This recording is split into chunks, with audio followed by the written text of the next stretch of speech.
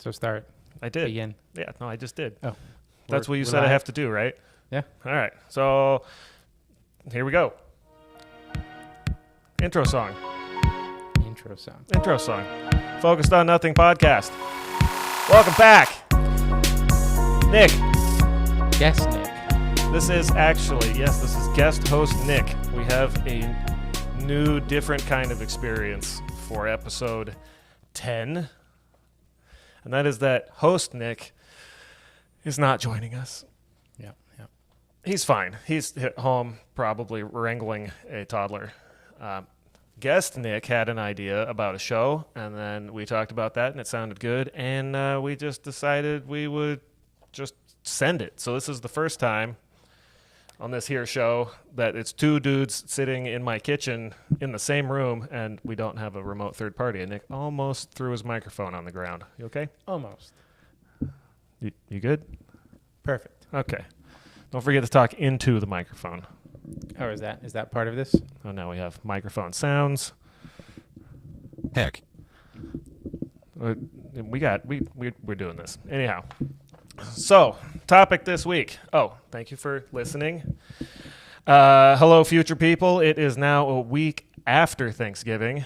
I don't know how you did on last week's mandate for stealing everyone's phones and subscribing to the show, but I hope that was successful, and we are now reaping those benefits. Stealing phones? Yeah, I recommended anybody listening to the show hanging out with their family for Thanksgiving, take all of their phones, install a podcast app, subscribe to the show, and just hit play. Okay. Yeah. It's a good plan. It's the best one I've got. Aside from, we went to Chiba Hut today. Have you been to the Chiba Hut? Yeah, I love Chiba Hut. Yep. Is there anything remarkable that you would note, aside from the menu and the topic of the food, about the ambiance of the place? I mean, the ambiance is very clearly one thing at No, Chiba Hut. not that. Yes, that thing. But as far as decorations go, like along the bar where they make all the food and on the soda machines, there's stickers everywhere. Do you like stickers, Ted? I do like stickers. Okay. Well, we have show stickers. Oh, you have show stickers. Yeah. Can I see one of your show stickers? Do you want one? There's one. Oh, I see the stickers. Yeah, it's the same picture as the artwork for the show. I put that together. If you would listen to the show, you would know that we give them away to people. As punishments? Yeah, basically. Okay. I pick random addresses of people that I know, and I just mail them out. Or I find their cars on the street. It's right on the side. Boom. So vandalism. That is the... It's advertising. It's back to my point. We went there for lunch today. It was delicious. And there may or may not be at least one sticker within that establishment to advertise for our show. Good job. What was that? Good job. Thank you. Take what I can get. So far, no tortilla chips from Taco Works, though they did email me back. We covered that in a previous episode. They said thank you for liking our chips, and that was it. That was the whole thing, which I'll take. Honestly, we'll blow up someday, and then maybe we'll get some chips out of it. Maybe we won't. Either way, I'm buying them and eating them because they are delicious. So I'd have to comment on your apparel here before we get too far into this. It is the perfect shirt for today's episode. Would you like to describe it to the people? This shirt has some alien surfboarding and abducting people and all kinds of silly nonsense. Yes, aliens. So that is more or less the focus we're not focusing on this evening. Yes. But we are. It is the topic of tonight's show, excuse my not being able to speak, is the Fermi paradox. Nick. Yes. What is the Fermi paradox? What is the Fermi paradox? Where is everybody? You read my notes. I mean, I knew that already. How would you have described it before you read my notes? The question of why we appear to be alone. Yeah. There's at least one really good reason. So we're going to get into, I found an article from Business Insider of all places, which... It's weird. You go to weird places for science. They have a bunch of articles about aliens. I don't understand it. I never would have guessed that. I Is that didn't. in your notes? Yeah, somewhere. Wow. It's I did definitely not read going to them be in very the good. link that is at the bottom of the show description. Where is it at? That's the one I don't have a link to. I'll add that Okay. You're gonna put that one in there? before we publish this. Idiot. Don't worry. I know what I'm doing. Heck. Kind of. This is the 10th time. How many times does it take to do a thing before you're good at it? 10,000 hours? That's, I believe, the, I don't know, colloquial, not even understanding. Like, oh, if you do something for 10,000 hours, you can be an expert, right? I think you can still be terrible at it. And be an expert? No, just be terrible at it still. Like some things I'm never going to get good at, and I could try for 10,000 hours and still be terrible at. I don't know if that's true. Flying. You have a Pinto. Yeah. And I'm a Pinto expert. Ask me anything. What color is it? Yellow. How many tires? 4. Boom.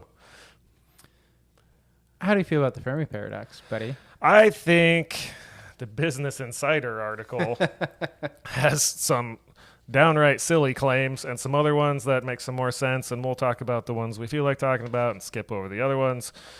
But I think we should start, as I feel, somewhere more towards the beginning with this Fermi guy. But you did already summarize what the paradox is. I have some more details. Would you mind if I share those? Go ahead. And let's hear what you got. So according to the Wikipedias, Oh, Wikipedia. that's where Ladies everything. and gentlemen. Bro, half of this show is off of Wikipedia. A quarter. Some of the show. We actually also have this week some cryptids.fandom.com/wiki. Somehow that's worse. Oh, it's much worse. But it's also hilarious. So the Fermi paradox, according to the Wikipedias, which is always right, as long as the editor was right, because it's free and public. You look uncomfortable with that microphone. Are you okay? It's good. It just has a mind of its It's own. moving right now. You got to tighten the vertical, boy. Yeah, that one. Yeah, it's way better. We're good. Cool. It's golden. Podcast secret, host Nick generally just holds his microphone in his hand, and I don't know how we can't hear that. But when I see him on video, he's just waving it around, and I don't know. It's good stuff. Magic that is recording. So, we are talking about Enrico Fermi. No, we skipped the definition.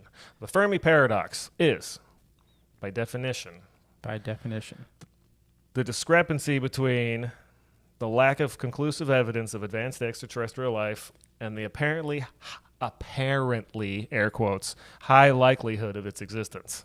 I feel like you're coming into this with a pretty set Apparently notion. high likelihood. Yeah, there's an equation we'll get to that I don't like. We're saving that for the end. So other insider notes. You're gonna hear me with papers. Nick printed out my notes so he could copy them, I think.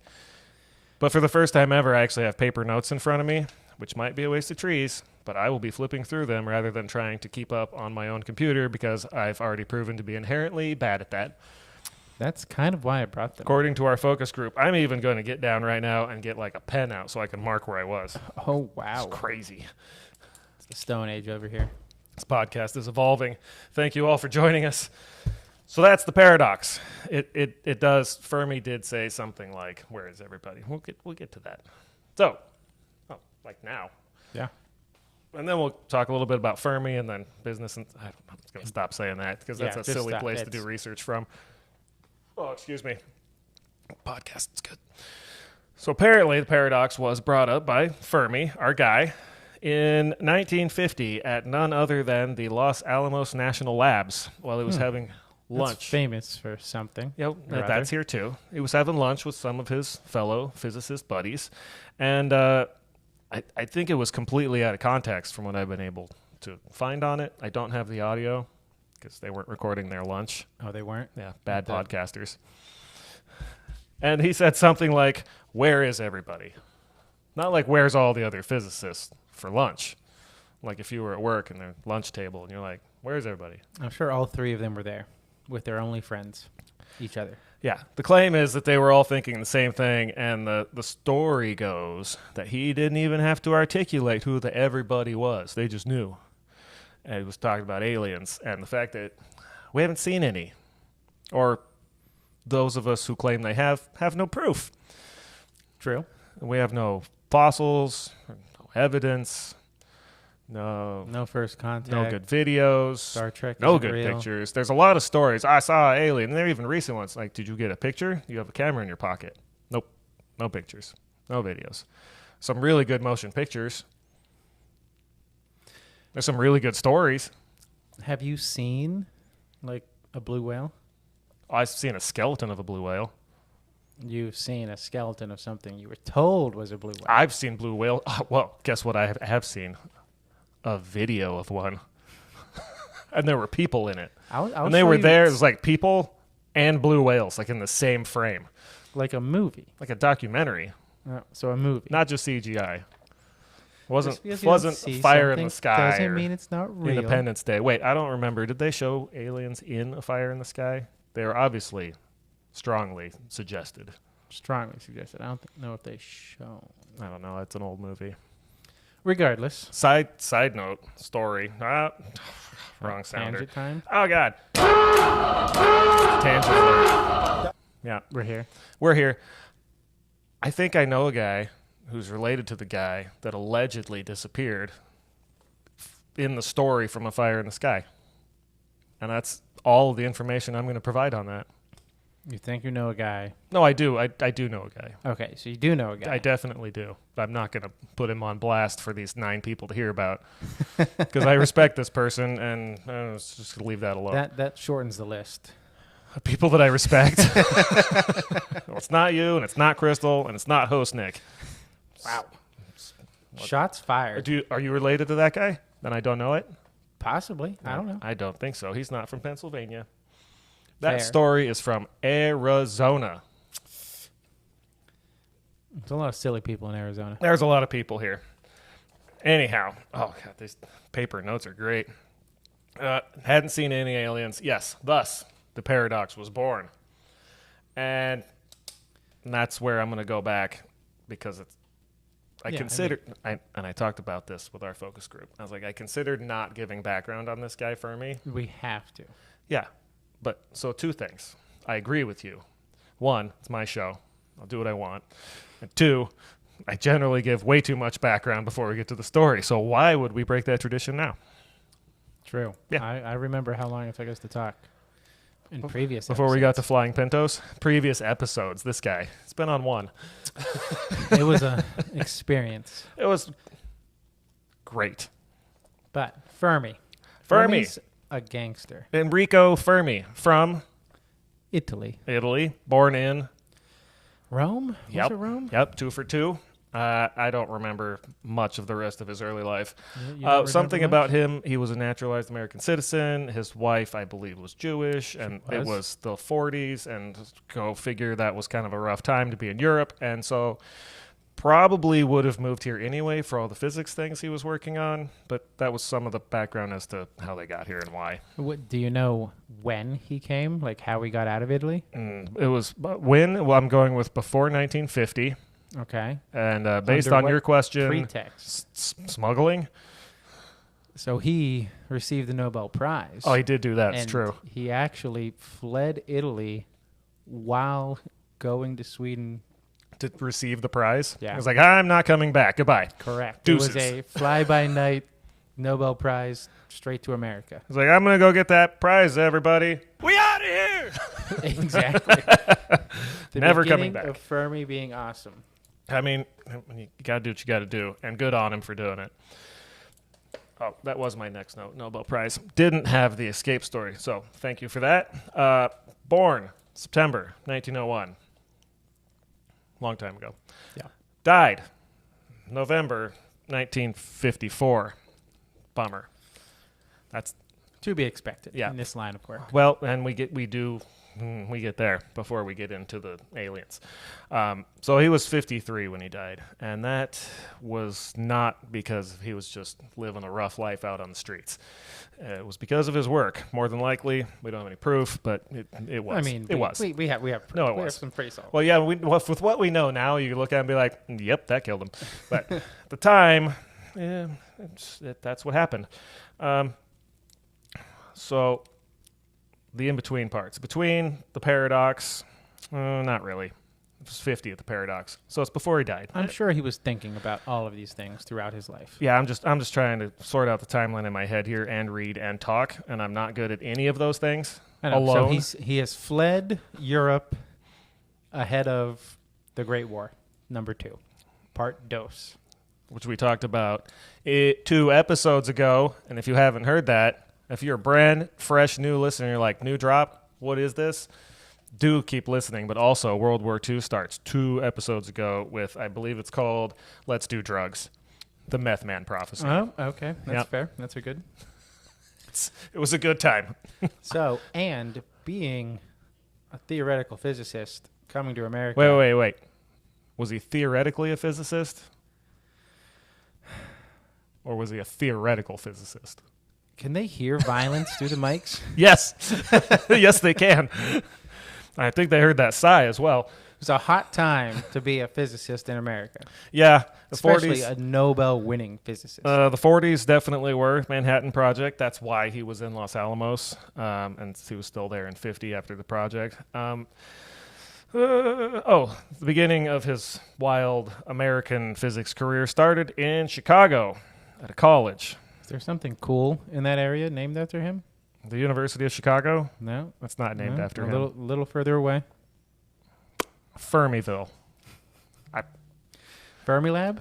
Fermi Lab. What's that? What? I'm asking. The people need. He's shaking his head. This is an audio format. I know. I'm hoping that my voice can carry my emotions through the microphone here. If you got closer to it, it might. I don't need this negativity. All right. That's cool. Chicago. University of Chicago. Fermi Labs nearby. Sure. So he was the lead of a project called, of all things, Chicago Pile 1. It's appropriate. It is. You're about to find out why. Built in Chicago. That part was obvious.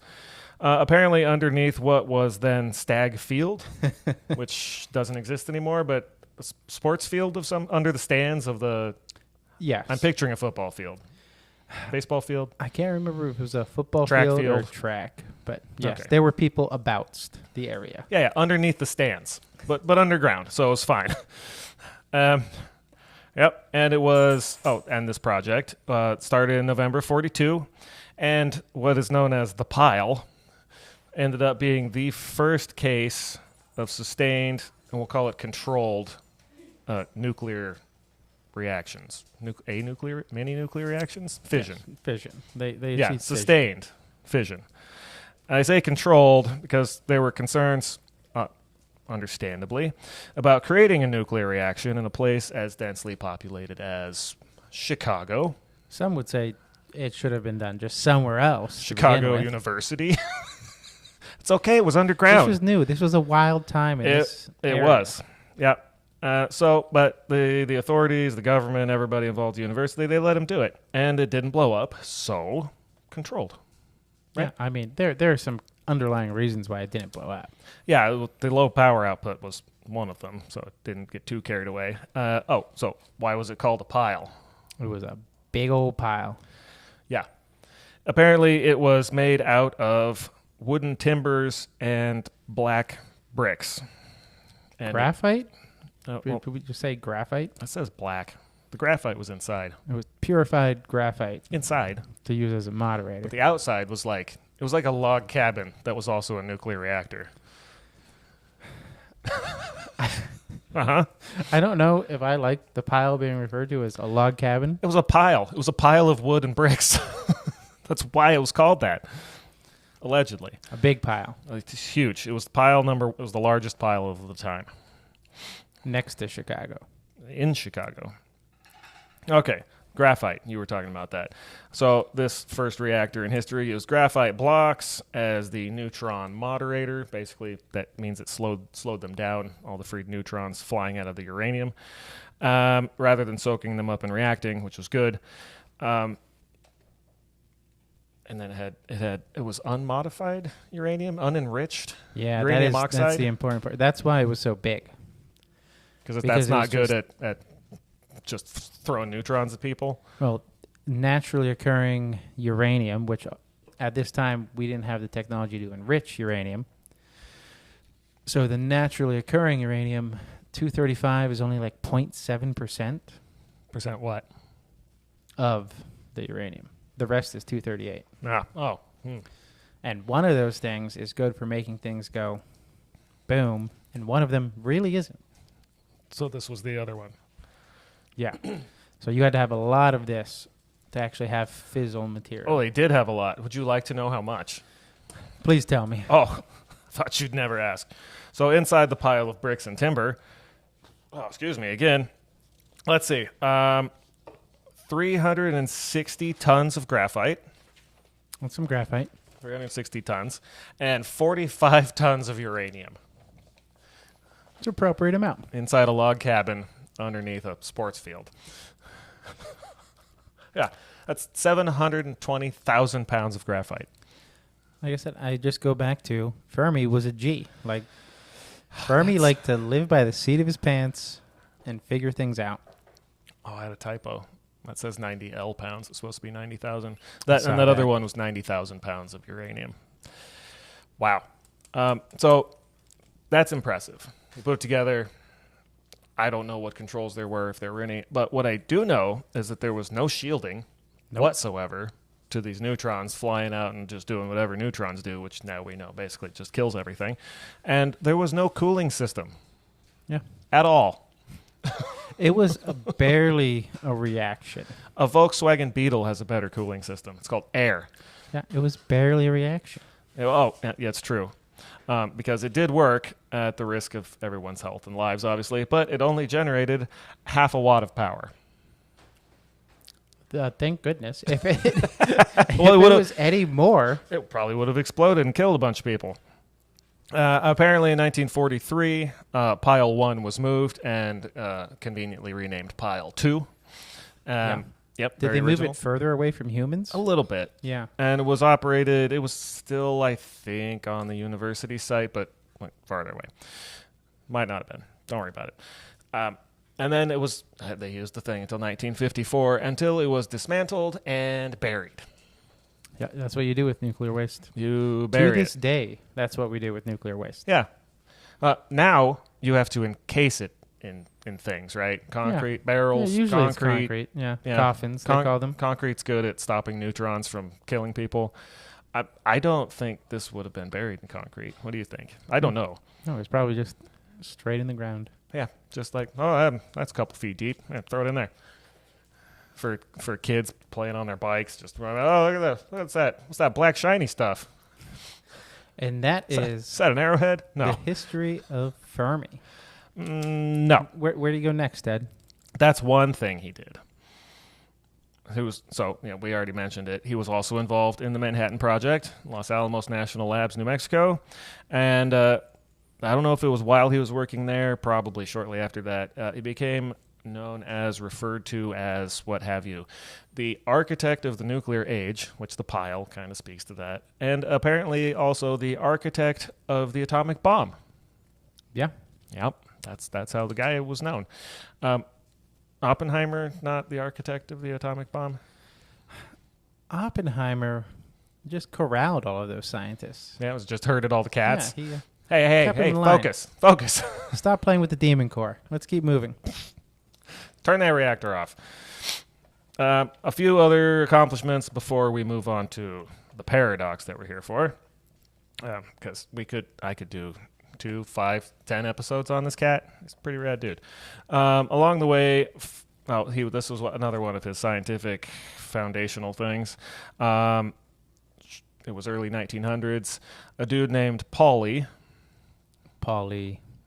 That's his last name. I don't know. Defined a thing that is now known as the Pauli exclusion principle, which states that particles of matter can only have one energy state. They can't share the same state at the same time. That tends to make things go boom. So in harmony. In harmony. In lowest energy state, real world, normal kind of scenarios, that's a thing. And we went over that a lot in physics classes.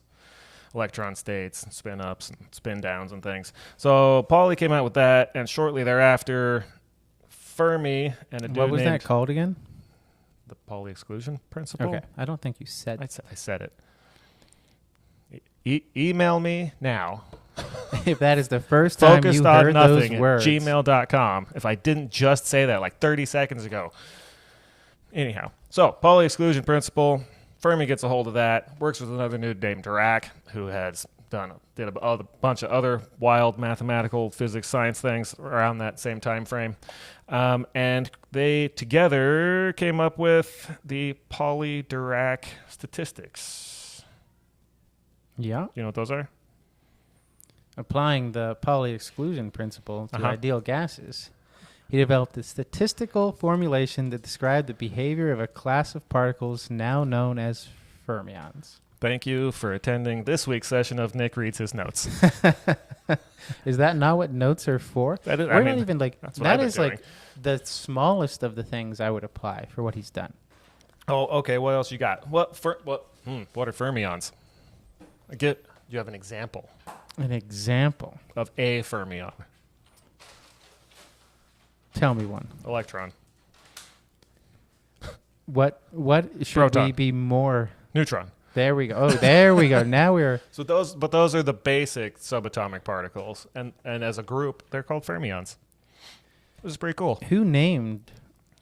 There's another one that he literally named that is kind of relevant to our scientific advancements at the time. Nah, He's the one who named the neutrino. nah. Yeah, I got nothing. nothing. No, Nope, I did not study for that, Nick. So I take notes on these things, and a lot of what we just talked about, I So, had to study at school, If you go deeper than Wikipedia, and I have not studied those things in several years now, so it's not just like fresh. Also, Wikipedia is amazing.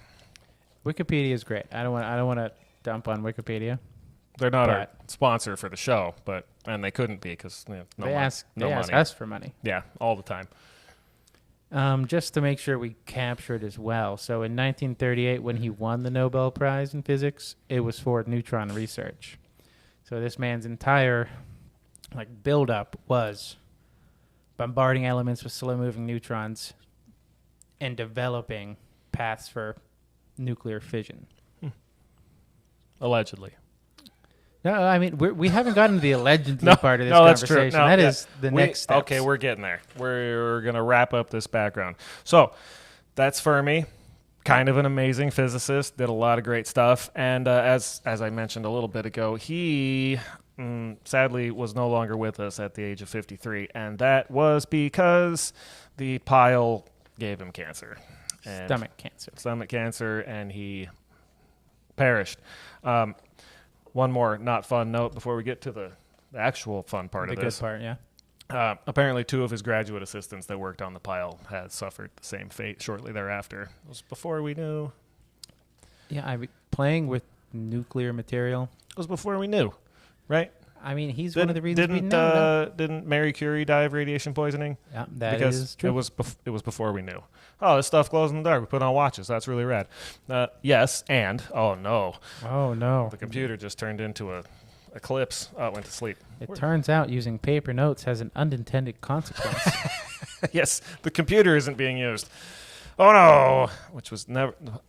You have not heard it. Oh, the dog is here. I think he just let one rip, and Nick does not look happy about it. Thanks, dog. He comes back up in the story later in the notes.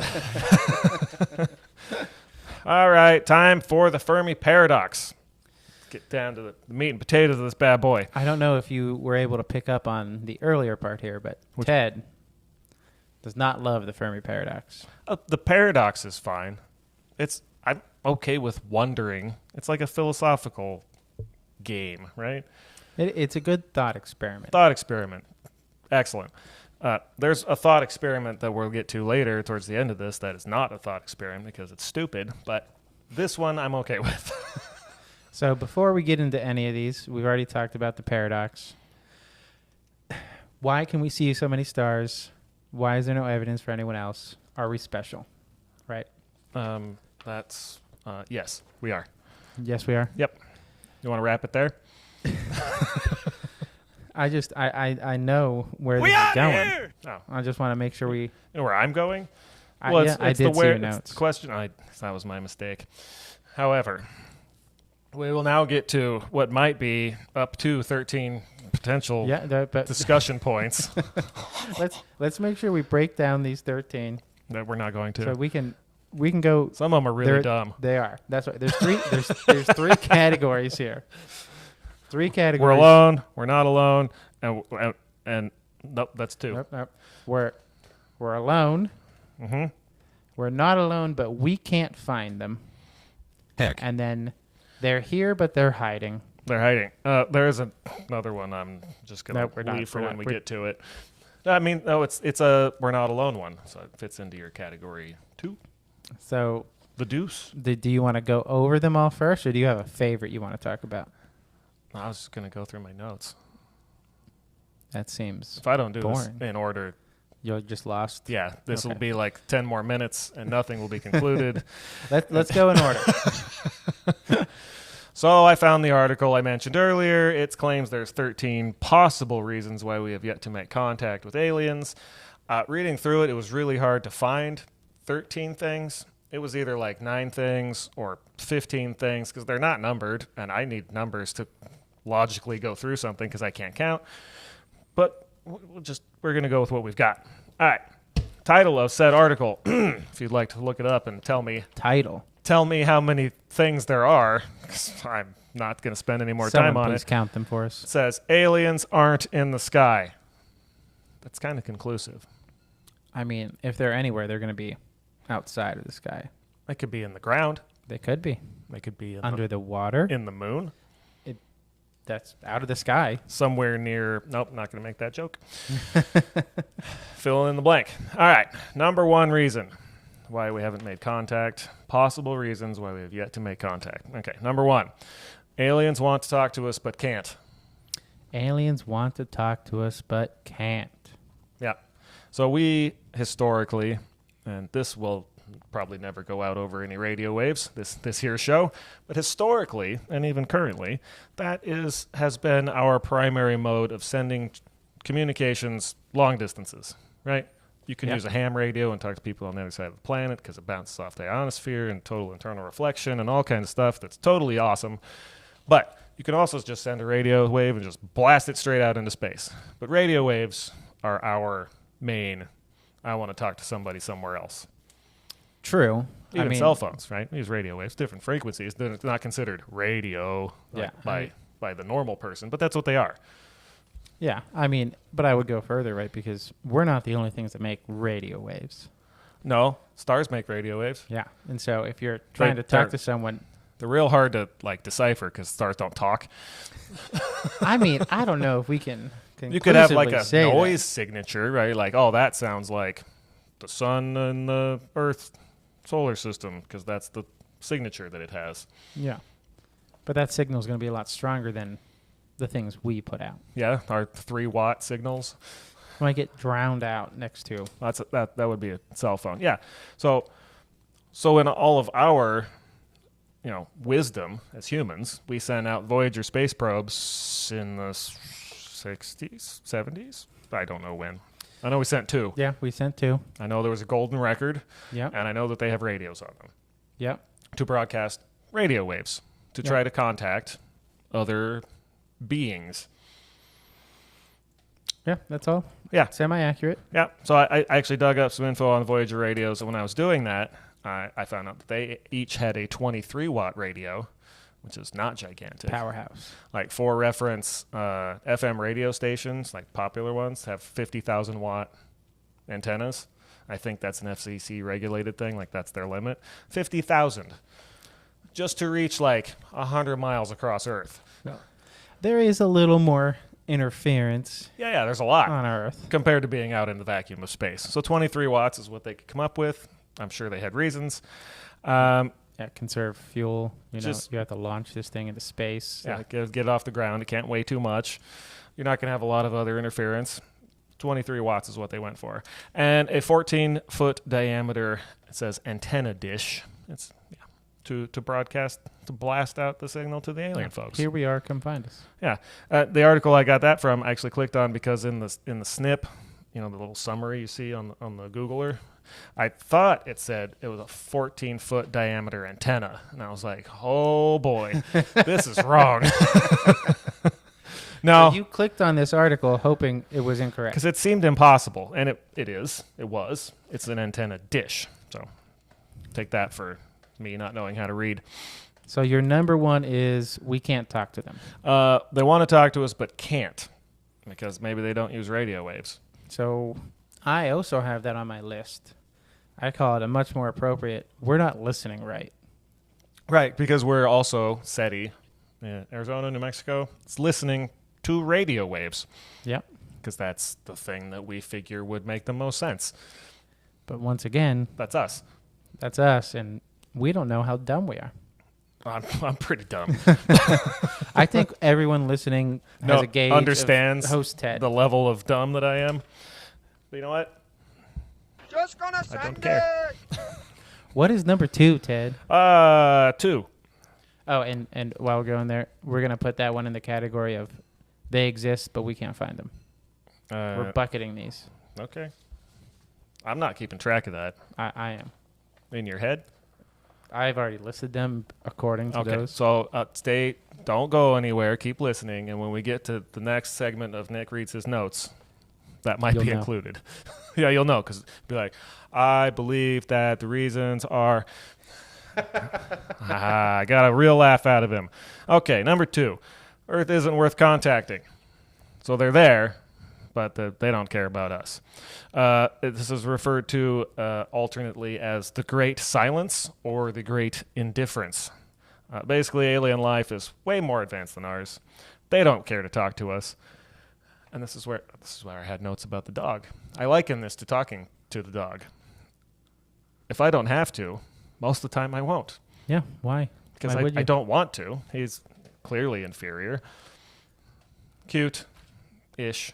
Kids love him. That's fine. But I do have to talk to him because he's constantly in the way. Yeah, I feel like it would be Constantly. more appropriate, like, you don't talk to the ants in your yard. Yeah, it's true. Why would you? I mean, I do when they bite me. I would say that is more yelling to the abyss More of than like, talking to the ants. And then I murder their whole families. Yeah, there you go. Yeah. Occasionally, while I'm spreading the poison, I go, okay, eat up, little fellas. Good luck with that. See you never. So I think we're all lucky that Ted is not an advanced alien species that we haven't contacted. My aunts might think I am. And they're happy when they haven't contacted me. Bingo. So they don't care about us. So they do exist and they don't care. That's another for number 2. I'm glad you're keeping track of this. Next on the list, reasons why we have not contacted aliens. Well, this is all assuming that we haven't. Because there are a great many who assume that we have. Believe. Not assume. Believe. No. Fair. We can just put all that into one. They're here and we're just not cool enough to know. Yeah, that's entirely possible. Number 3. Our radio messages haven't reached anyone yet, which is kind of like number 1. They want to talk to us, but they can't. It's kind of like number 1. I have that, once again, just better than you. Distance and time. This guy. Just too far apart. We can't reach them. We can't talk to them. They're there. We just can't do it. I invite him onto my show. He insults me. He laughs. Yeah, that was always the plan. That's what we're here for, folks. All right. What do I have on that? Oh, yeah. Similar idea. Space is big. How big? Would you care to tell the people how many cubic acres space is made of? No, these are Americans. There was one international listen. Maybe we'll get more someday, but right now we have Americans. How many dishwashers is space? How many dishwashers is space?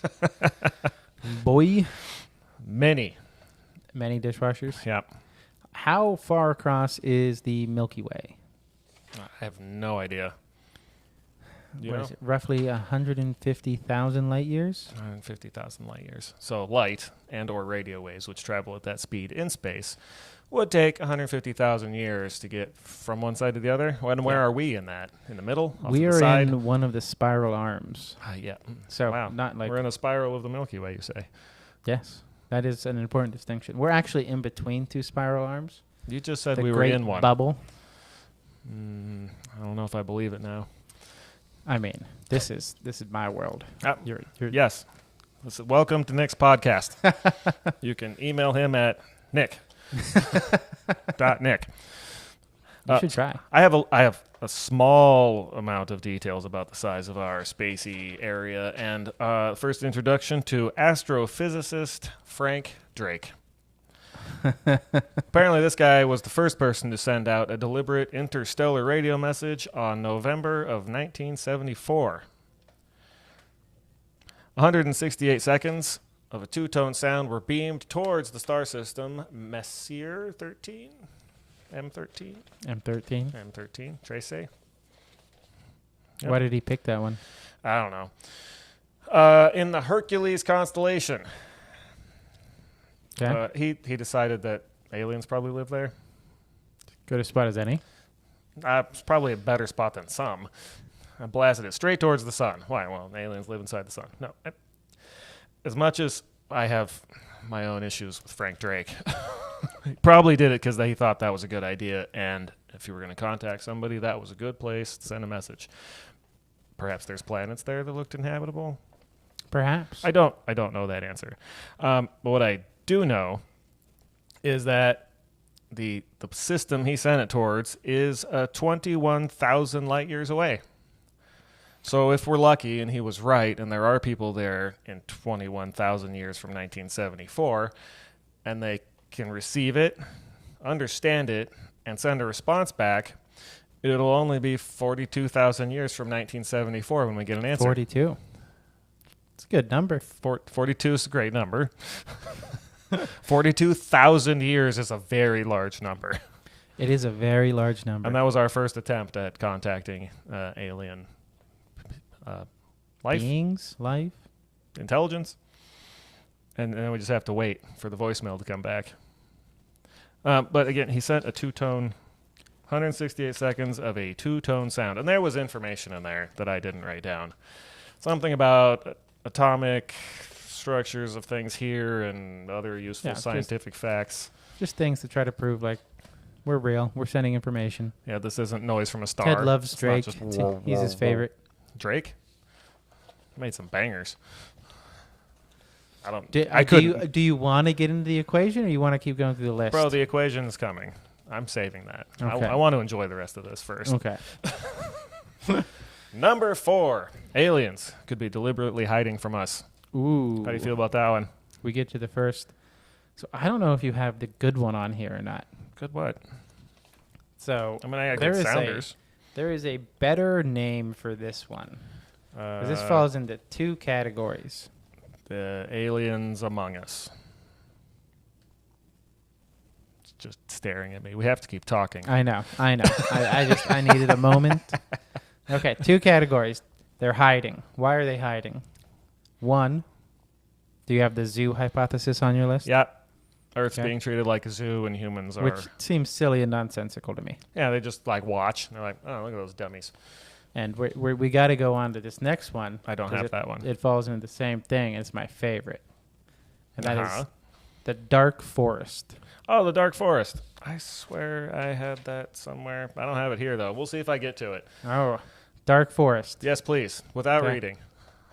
Look, no dark forest here. All right, well, what is the dark forest The then? dark I am forest intrigued. is anything that's smart enough is staying quiet because people are mean to each other. I So mean, they are hiding. that's not an unreasonable approach, honestly. Yeah. Yep. So hiding. So they're either just watching us and they think we're dumb, or Or they know there's dangerous things and they don't want to make sound. they don't want to make a sound, or are they potentially then watching us to see if we're gonna do something overly dangerous and then stop us? I mean, possibly. There's a whole Because that is the next point. well, yeah, and that's where I feel like you're like it jams those together, right? 'Cause Yeah. the whole dark forest part is if everything's dangerous and you find something, your best course of action is probably to terminate the thing. And that hasn't happened yet, thus furthering the argument that they don't exist. Or sending a bunch of radio waves doesn't really. Or we haven't done anything dumb enough yet. Yeah. We haven't done anything loud enough to get noticed. Yeah, so that does roll us into we haven't seen them yet because they're going to leave us alone until we become a threat. So there's a lot of abduction stories, and I don't have any actual references to them except one. And then people will say like, oh, they say they're here watching us because we've become too advanced and nuclear weapons are dangerous, and you can all Google that on your own time if you feel like it.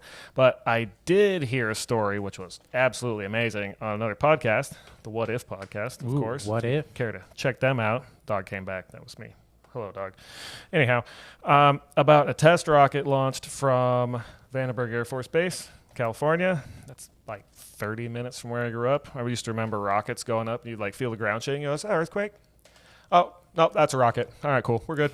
That's cool. And you go outside and you could watch it go up. It was pretty cool. Anyway, there was a dude whose job was to film the launch of a specific particular, probably a lot of test rockets, but this one particular time they were launching a fake nuclear warhead on this rocket, and his job was to record it. So he was way off in the distance, got his camera, he's recording, the thing goes up, he turns in the film, and he apparently gets dragged into a room the next day or whenever after the film was developed, and probably higher ranking officials of some kind were like, what'd you do to this film? He's like, oh, what are you talking about? I just recorded it. I haven't even seen it. And apparently, within the film appeared a UFO that seemed to fly up next to the test nuclear warhead as this thing was launching. And I think the rocket either disabled or failed, and then the UFO flew away. See you later. So you have conclusive proof that... No, I don't have video. It's owned by the Air Force, and it might not be a true story. It's a cool story. I'm here for it. But it does kind of fit into they were making sure we weren't just going to blow up space. All of it. All of the space. The whole space. Much like you with your ants. It's all fine until they bite you. I leave them alone. Yeah. So you are epitome of this. And so it makes sense. Yeah. It's possible. It's not the case, but it's possible. Yep. What's your next number? Oh, the next one is an absolute banger. Number 6, I think. I can't count. They're hibernating. This is the silliest one. I can't believe you even put it on the list. I only wrote one thing. I did not put it on mine. I said nothing on that one, and I said Nick, and you already said that, so moving on. Number 7. Apparently, we live between 2 sticks of the spiral that is the Milky Way, and the claim is that we just live too far away of where intelligent life is, even within our own galaxy. That's the theory. I mean, there's some fairness there. I think this falls back into the distance time thing, right? I think that one's boring. Like, we live in a nice Goldilocks bubble of space. There's not a lot of debris. Oh, the Goldilocks zone. We didn't even explain that. Well, okay, the Goldilocks zone is one thing. The Goldilocks bubble is another. We'll get to the Goldilocks zone when we get to the equation. Oh, gosh. But we live in a nice big bubble of emptiness. Yeah, all right. So there's nobody nearby is what that one is. Yeah. We're in the boonies. That one's pretty boring to me. But what if it didn't matter how far away you were? Because you didn't need to use a ship to travel and worry about time dilation. All that teleport? Like, what is this? Yeah, use a portal. A portal? Yeah. Have we teleported in the Rick and Morty episodes? No, but we do have sounders from them. You've heard of Skinwalker Ranch? What? You've heard of Skinwalker I Ranch. understand. So there are stories from Skinwalker Ranch about portals appearing in the sky or in the distance. So if you were an advanced alien life force, why would you not just use portals and just boop, here I am? Maybe they do. Maybe they do. Maybe they're the Skinwalkers. Yeah. I mean, I don't, that's a Ted Native thinks American the Skinwalkers are aliens. That is a Native American term, and I don't know what they think they are, but I'm not here to comment on that. But Skinwalker Ranch, they've seen portals. There's claims of sightings of dinosaurs, Sasquatch. Maybe the dinosaurs all just took a portal off to their home planet, and that's why they're not here. You already did your episode on drugs, right? Yes, 2 weeks ago. I just it's didn't called know The Meth Man Prophecy. Didn't know if we were in the episode still. How high are you? Hi, how are you? Got any meth? No, we're not. But I do still have those. Because those should live. I have a soundboard problem. The problem is it's my phone. That is. So a I don't problem. have alien sounders. I don't have Sasquatch sounders. But I do still have meth sounders. And I apologize. That's poor preparation. Yeah, well, you get what you get. The show's free. What are you on, 7? We were on 7. What? Eight. So what say? Back to Skinwalker Ranch, portals, dinosaurs, and Sasquatch. So what say? Bigfoot is an alien, and he just travels through wormholes. And when he's done goofing around, he or she just boops back to whatever planet they're from. So it doesn't matter that we're out here in the middle of nowhere. Portals. Okay. So you think... So this argument's dumb. It's boring and it's dumb. This was... Okay, this was not you arguing for Bigfoot portal traveler. This was... Distance doesn't matter. It shouldn't. But so long as we're arguing that Bigfoot is an alien, because, again, no proof, I found an article on cryptids.fandom.com Goodness. about a story from July of 1966 in, of all places, Pennsylvania. So you know they're lying. The greatest state in the Union. That clearly documents. It's a story. The sighting of a UFO followed by a 6 to 8 foot tall figure that came out of the bushes and growled at people. Sounds like Bigfoot's an alien. Got any meth? Sounds like Bigfoot's an alien. Yeah. No, Bigfoot's definitely You an heard alien. it here first. No, you didn't. That's been said so many times, probably by people who believe it. That's not... Nope, that's not this. The look Ted is giving me tells me true belief in his eyes. Yep, it is. I have to come to terms with it. I believe that. I apologize. Oh, hi. Thanks for checking in. I'm still a piece of garbage. Yep. Oh, rolling through these. Number 8. Advanced civilizations don't last long enough to be able to travel the great distance to our planet. That one, if they existed, seems at least reasonable. Yeah, I'd say that's one of the more realistic ones. Sounds a lot like number 7, but honestly, who cares at this point? No, I mean, this one's more of a on the life cycle of a civilization. Like, you die out before you have the technology to actually... I mean, potentially. I mean, we haven't even made it to Mars. And that's Yeah. the closest planet. And I think wouldn't take that long, even with our current technology. I mean, Except, it's like 6 months. sure, that's not that Current long. technology. I went to college for 7 years, Nick. How many times Are I you could a have gone to doctor? Mars? No, that's usually what they call those people. They call me Ted. That's 14. but the That's 7 round distances- trips. The distances we are talking about are ridiculous compared to the distance you just brought up. And we haven't even attempted that, and we think that we're advanced. Yeah. No, we're sending We're radio what? waves out to try to talk to people who travel across the galaxy, bro. We're like a 0.7 civilization on the scale. Oh, we're not talking about that yet. Oh, no. Okay. Sorry. All right. So there's that one. They didn't last long enough. And then, oh, shocker, the next point sounds very similar. They've already gone extinct. Well, they did exist, and they didn't make it. Something happened within their civilization, a global warming, for example, or something similar. They developed nuclear bombs and said, I don't like that person. Just blew themselves up. Yeah. A big rock flew in and It took seems them all out. relatable. I mean, it seems plausible. No evidence, but, whatever. A theory within the paradox. I don't know why this note's here, but we're going to go with it. It fits. Oh, yeah. The Great Filter.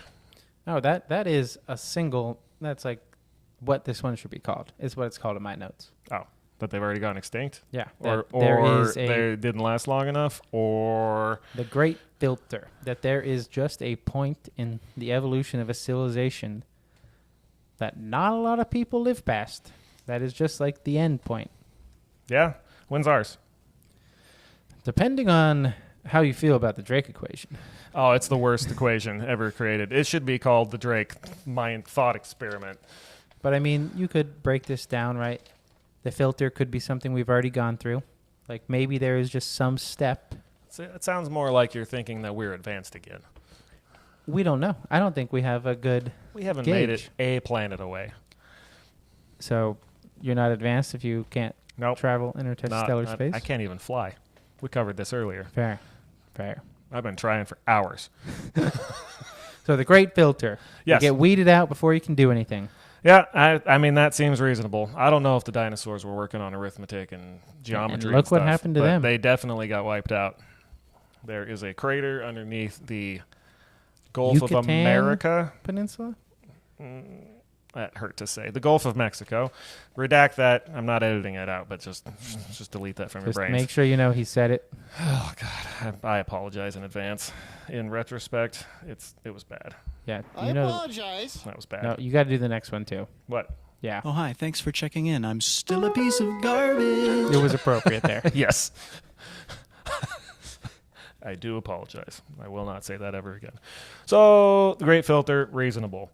This one's a little more entertaining, not as reasonable.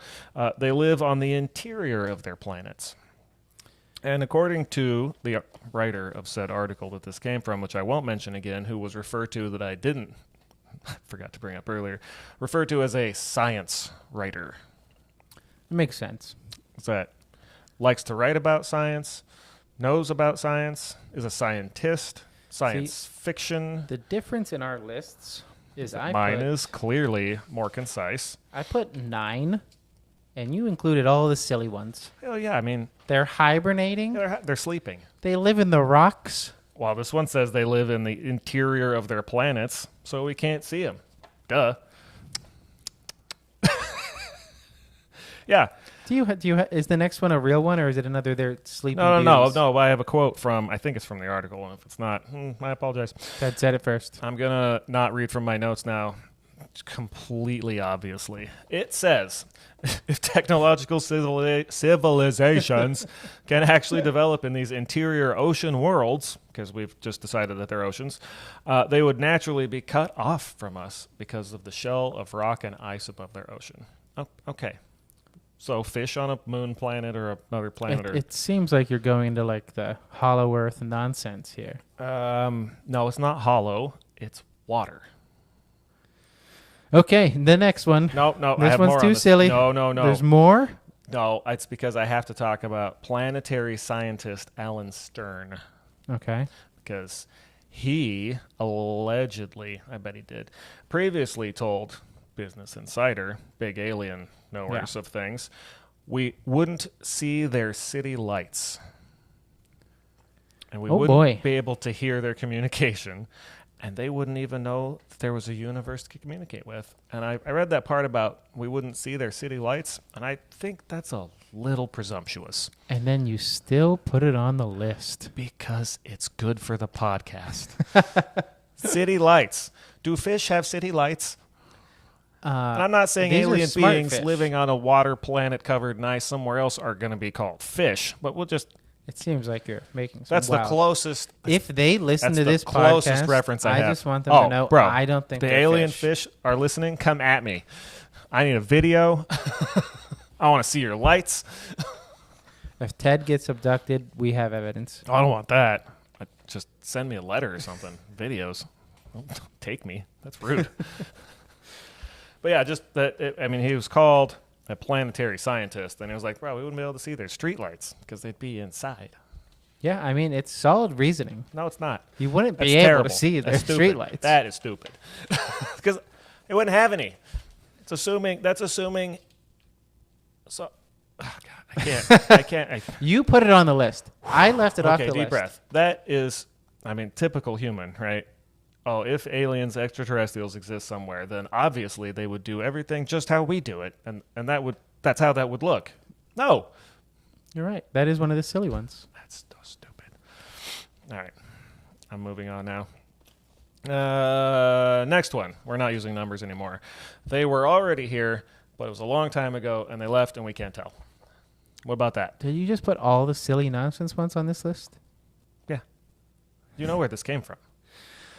Fair. Okay. Fair. It's a paradox. So okay? they were We're already working through. How do we know we didn't have a visitor when dinosaurs were here and they were like, "Fuck this place"? I have a suggestion. lizards. I have a suggestion of how we could infer that. It doesn't look like it. What would it look like if they had been? If they just passed by, rolled their windows down, saw a T-Rex, and said, No, that was nearby. This says here. They were already here. Yeah, here, dipped into the atmosphere, T-Rex, and they said, "Not worth it." Pooped on out of here. What wouldn't evidence know. would that leave behind? None. Right. Chemtrails. Maybe, you know what, actually, I want to tweak this theory. Idiot. Maybe the dinosaurs pissed off the aliens so much, they're the ones that redirected the asteroid. They're like, you know what? We know how to deal with this infestation. They pulled in and they were like, I already know. I'm going to regret this. and then just boom. Yep, that one's dumb. Okay, number 12. This might be our... Oh, God, I wasn't going to use numbers. But this might be... Is this your favorite one? Is I this the think one this I is think a it is? reasonable argument. Okay. Earth is the only intelligent life? Oh, the rare earth hypothesis. Yeah. Rare earth metals, Yeah. but not metals. We're so super special. It's just here. I mean, that's the only one we have evidence for. I mean, It's the classic argument, though, right? It's like, prove I'm not with no evidence. You can't.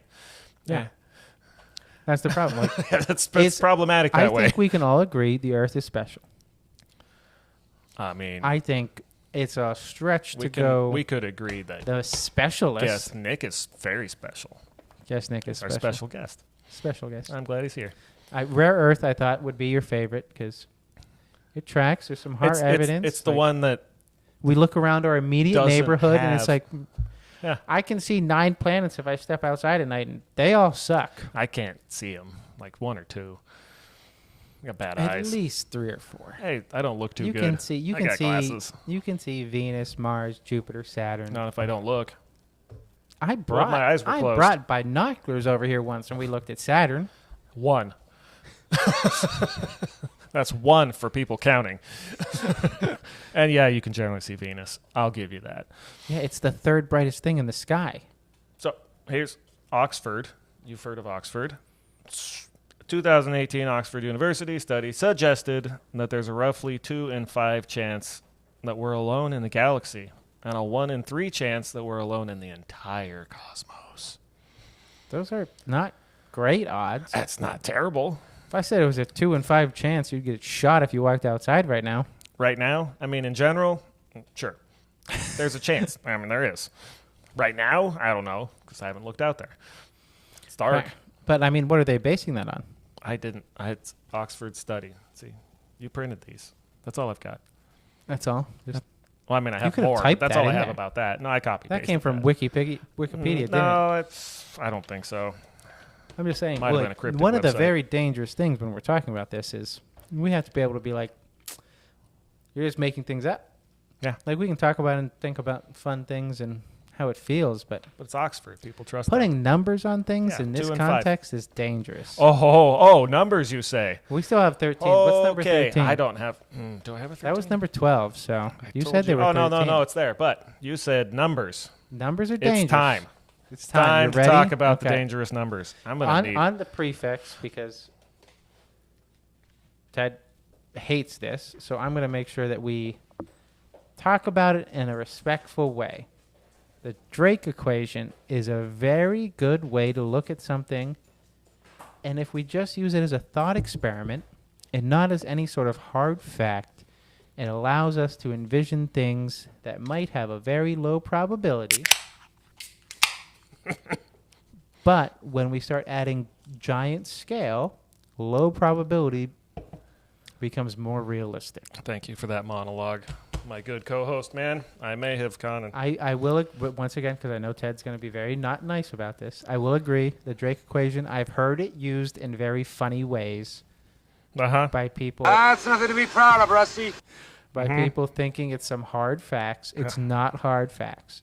Yeah. You know what you tell those people? Well, look, if you're not prepared to do the research, Brian, why make the statement in the first place? Because I know one. Oh, no, I do not. Those are the people I don't want to talk I to. believe I heard someone boldly exclaim, "There's at least 7 aliens." Oh, man, that's in my notes. Oh, here it is. Oh, you put that in Yeah. there? It says, okay, In time to get quotes? to my last tirade, which is, like you just talked about. You know where this is going. The likeliness of alien civilizations to exist in math form. A man that Nick and I know, who we will refer to as Denzi, I prefer Denzarella, but that's not as appropriate, would have told you, I don't know if he still would, that there are exactly 7 alien races. I don't remember why he made this claim. I just know that he did. And at one point he made it at a break table at work, and one of the other folks looked right at him and said, "You're an idiot." It was comical. It was one of the high points of that time of my life. And he's not. He's a good guy. But once again, when we talk about things like this, you can throw equation at the end of it, and Drake was a very intelligent person. Yes. But once again, He was. And maybe his intent was exactly that what this we're is discussing. conversational and thought experiment based and more big picture versus here's the number. Put this number in there and you can clearly But see at the end of the day, our boy wrote down an equation that you can make a number with. Let's break it down. What do we got? All right, Drake equation. Oh, God. All right, here we go. N. So there's like 7 variables, but it's N equals. N is the number of technologically advanced civilizations in the Milky Way galaxy specifically. Yeah. Many galaxies. Many. This, we're talking about 1. So that's N, the number. Time. Oh, equals. God, sorry. It's complicated. You can't even read I equations. got a giant picture in Ladies front of and me. gentlemen. Nope, I can't read English. Times R asterisk times FP times NE times FL times FI times FC times capital L. Are you going to share with Yes, the yes, audience? yes. That's the whole thing. There's 7 variables. They're all multiplied together, and it's supposed to be a probability. No, actually, it's supposed to be a number. That's even worse. It's not even a supposed to be probability. like It's a a whole hard number. Yeah, it's dumb. It's not even like how likely do you think this is? Like, oh, there's how many there No, are. this is There's- exactly. there's That's why. clearly 7 of them. That's why Denzi All said right. 7. Rate of formation of stars in the galaxy. That's R. Yeah, what does That that is a mean? thing that we can now calculate. Yeah, we have a pretty good idea. I'm cool with that variable. Cool. Times I like that one. the fraction of stars with fraction of those stars with planetary systems. That's also Again, a hard number. Observable. We can look at a small piece of space. We can see what's going on over there, or did, because all the stuff we're looking at already happened. But And we've only gotten better. we Like can Kepler come up and everything. We can come up with a number for that. Yeah, hard reasonably. number. We got 2 hard numbers. Reasonably. Number 3, the number of planets per solar system that we were just talking about with an environment suitable for life. Now, that number is 0. What's 1? Because we've only found 1. And we didn't even find it. I mean, And everybody listening to this lives there. I mean, you can counter argue. We get back to the Goldilocks zone. We can all agree. He didn't explain what the Goldilocks zone is.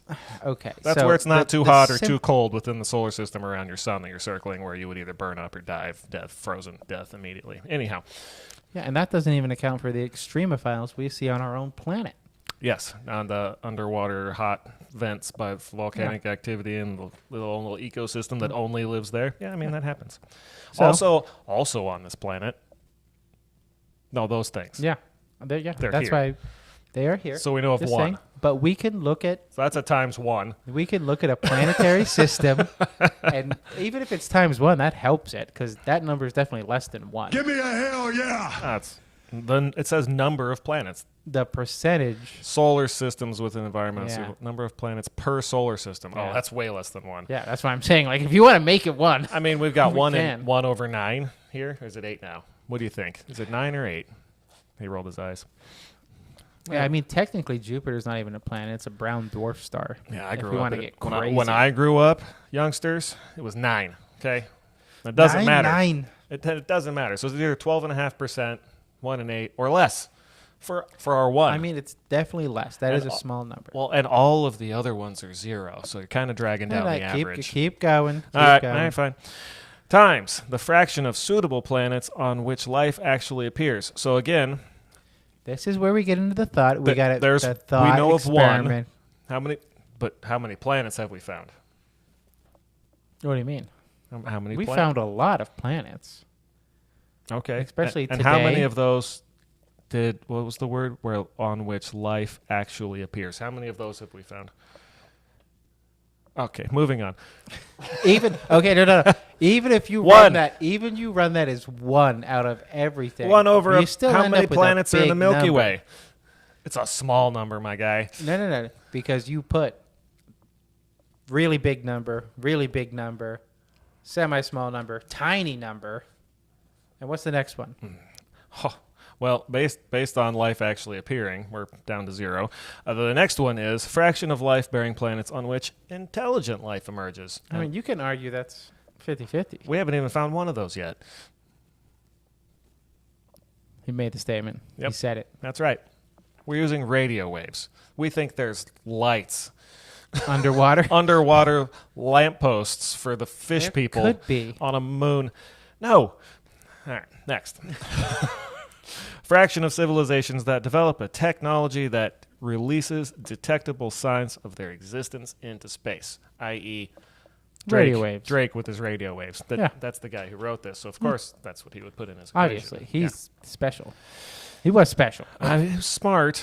This is used for not great arguments so often. But, all right, so that's number 6. We're basically at 0 at this point. Number of technologically advanced civilizations in the Milky Way galaxy. So Nick's claiming there's 1, and I think that's as high as this equation ever goes. And then final variable times capital L, the length of time such civilizations release detectable signals into space, which goes back to other arguments of the Great Filter, or it just our timelines don't line up. They were here, they're gone. We're here now. We're sending stuff. It takes 41,000 years to get to M13. And back. Let's not 21 inflate. each way. Yeah. I don't know what I just said. You said to get to. All right, well, whatever. That's a long phone call. So there's 7 variables, 3 of which Are really big. are actually reasonably calculated. And really big. And sure, there's a lot of stars. There's probably a lot of planets, Yeah. stars with planetary systems. Most stars have planetary systems. So that's 2. Once you get to 3, you're already on the edge of this, because 3, if you recall, is the number of planets per solar system with an environment suitable for life. And again, not to just drive it into everyone's head, we know of 1 in the entire solar system. Suitable for life. Yeah, 1. Yeah, but that's a big zone. Well, and again, that's going under the assumption about the light posts, because our definition of suitable for life is suitable for our life. You could argue that Europa could be suitable for life. Sure. We've seen Mars evidence probably of is. liquid water. If you can eat rocks and ice, yeah, you can live on Mars. You know, if you don't need to breathe. So we just got up to 3. All right, that's all of them. All the planets are qualified, and the other 4 are complete conjecture. Yeah, they are, and that's where this is just to make you think. 7. Yeah, it's just to be like. No, the answer is 7. 7, exactly 7. That's what I was told. You heard it here. Ted I heard it at says the break. 7. No, that was Denzi. And that is just for the Milky Way. Yeah. We're not even that big comparative to Well, I mean, some once you cosmic neighbors. once you multiply all of those variables together, your number is 0, or 7. or it's 1 actually, if you think the we count. Even if it's 1. That would mean that 1 you per think galaxy? we count. No, 1 in the Milky Way. Yeah. Yeah, but per galaxy. Then we're saying 1 per galaxy? So are you saying there's 1 intelligent life form in every galaxy? That's a lot of aliens. In this galaxy. Yeah. I don't have an equation for any other galaxies. Why would it be different? Because they're different galaxies. Duh. Rinse, repeat, add probabilities.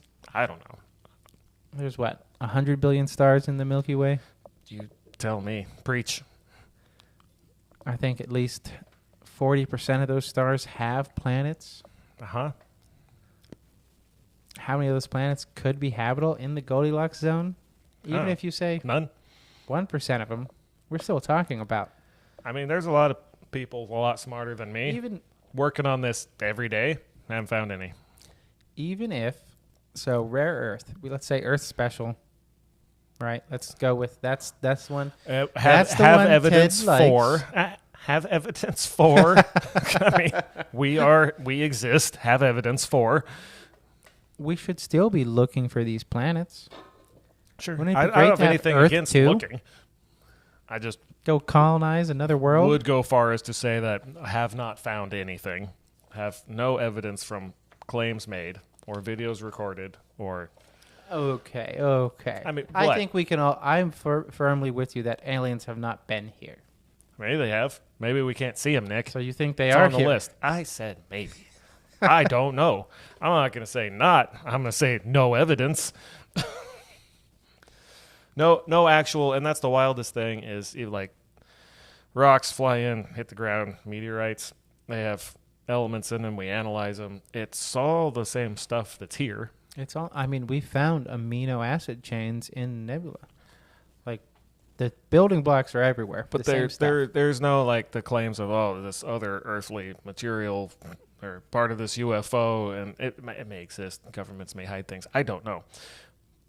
But everything that everybody's been able to get their hands on to actually analyze is just stuff that we already have. It's nothing different. Maybe we're not special. That could not be an argument either way. It could mean that the entire cosmos is all made of the same crap, and the beings that figured out how to travel had to use that same crap to do it. I don't know. Maybe you just can't travel. Yeah, or possibly it's really Maybe hard. there are just hard lines that. Apparently, going the speed of light, very difficult. Is it? Is it? Unless you're a radio wave or a photon. It's tricky when you have mass. Even like electron mass. Right? Not easy. And that's tiny. It's tiny. Try to get one of those boys to go the speed of light. It's not happening. With But our maybe current. there's another way to move. Portals. We covered that. I hate that you're saying portals. Good. I just want to make sure that to the one other person listening that also hates the use of portals so freely here. No, it's fine. You just teleport. I think there's a lot of things we don't understand when we start talking about space. Star Trek. Beaming. Yeah, beam me up, Scotty. Yeah. You just a boop. There. Maybe you do that. It's easy. And just show And then up. you can travel at the speed of light. Done. Solved it.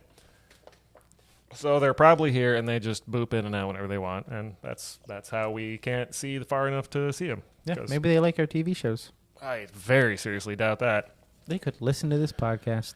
Oh, that'd be great. And again, if they are, email me a video. I want to meet and greet And he with thinks the you're fish underwater people. and I want to see your lights. He said fish people. Yes, the underwater fish people.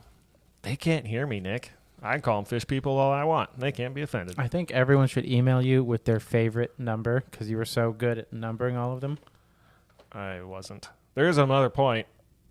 You want to talk about Yeah, it? number 13. Yeah. They're trying to message us, but we can't hear it. It's number 1. But the other way. Yeah, the other way. We're too dumb. We're all just yelling out in our backyards. Hey, aliens! We're all just looking for a friend, Ted. I'm not. We've been over this. We have. And if anyone wants to hear that one, the notorious Ford Pinto episode, Nick said that he doesn't want to make friends and didn't want to talk to me. And it hurt my feelings. And here we are talking about the 7 alien races Yes, we in should. our galaxy. I didn't write down their names. Opportunity missed. Well, obviously, fish people is one. Clearly. Bigfoot. Bigfoot. And that's all I got. So, yeah, that's the whole thing. It's a paradox. It's a fun thing to think about. Yep.